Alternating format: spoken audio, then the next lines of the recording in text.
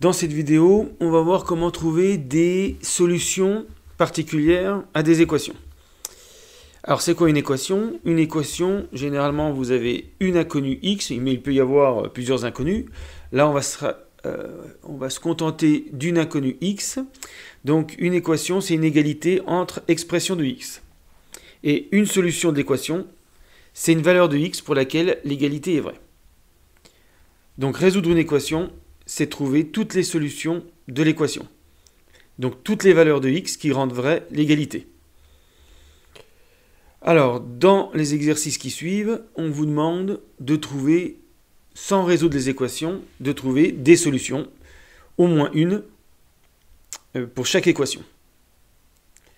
Donc je vous laisse réfléchir et puis je vous donne la correction. Alors, correction, pour la première, c'est pas très compliqué, c'est comme une équation à trous. Quelle valeur ajouter à 2 pour trouver 10? Ou bien vous partez d'une valeur, vous ajoutez 2 et vous trouvez 10. Alors bien sûr, la seule valeur qui semble possible, c'est 8. Et donc, x égale 8 est une solution de l'équation. Même chose pour la deuxième, de x égale 10. Quelle est la valeur qui multipliée par 2 donne 10? C'est pas très compliqué. Il semble que seul 5 marche.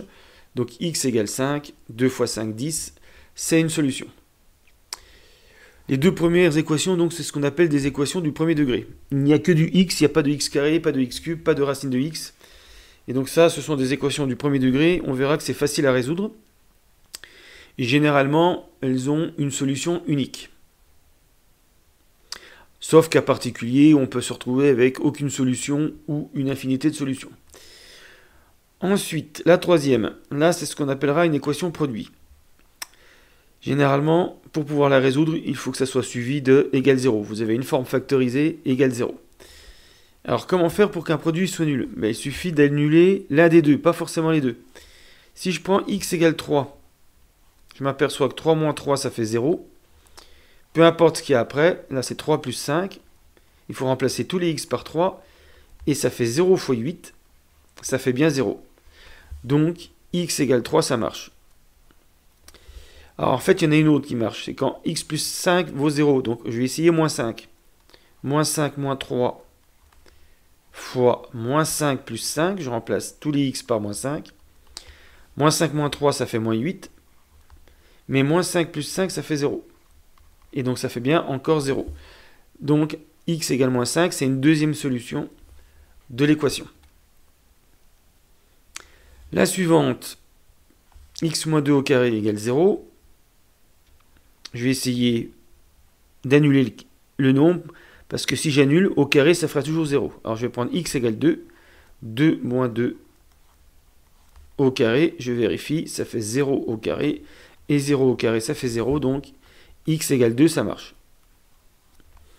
La dernière est un peu plus compliquée. Donc les trois dernières, c'était des équations du second degré. Parce que si on développe, on se retrouve avec x carré et x. Alors, x carré plus 2x moins 3. 1 plus 2 moins 3, ça fait 0. Donc je tente x égale 1. 1 au carré plus 2 fois 1 moins 3 égale, et ça fait bien 1 plus 2 moins 3. Et donc 0. Et donc je peux prendre x égale 1. Par contre, la deuxième serait un peu plus compliquée à trouver. Il y a une deuxième solution à cette équation, mais pour le moment, on n'a pas encore le moyen de la trouver. Sauf à chercher au hasard, comme pour x égale 1.